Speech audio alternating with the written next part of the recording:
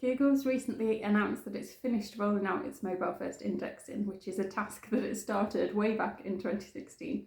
So the internet and our habits have all changed quite a lot since then. So in a nutshell, Google downloads your website into a big database that's the index, and when you search for something, it'll have a look through its database and provide the best content.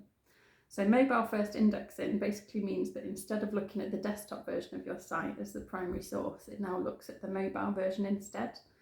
This change has happened because lots of people, we all use our phones a lot more now, and it's become much more important that the experiences we're providing online are much better on phones. You might be thinking, is this even news? It has been going on for quite a long time. So for a lot of people working online in the marketing industry and with their own website, you probably have heard something about this before, or you've even been taking steps to make sure that your site meets those requirements.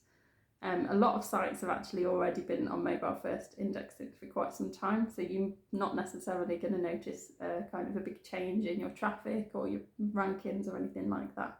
So some of the key areas to look at we've known about for quite some time. Google's been using them as ranking factors for a number of years now, so a lot of websites are already making changes to meet these requirements. One of the key ones is to have a mobile responsive theme or design, depending how your website's built. So basically that means when you change from a desktop to a mobile version, everything's going to resize and lay out really nicely so that it's usable by mobile users. So you're looking for things like making sure you can click everything, that you can navigate the site, and that you can see all of the content without having to scroll in or out or left or right. Another key area is how fast your website loads on mobile. So desktop connections are usually on Wi-Fi, and they're a lot quicker to load a website than somebody using their phone on a phone network instead. So visitors don't want to use all their data trying to load all your images because they're massive. They want to get online, get the information that they want really quickly, and find the answers that they're looking for. There's loads of tools that will test this, and we've listed some of the key ones in the blog.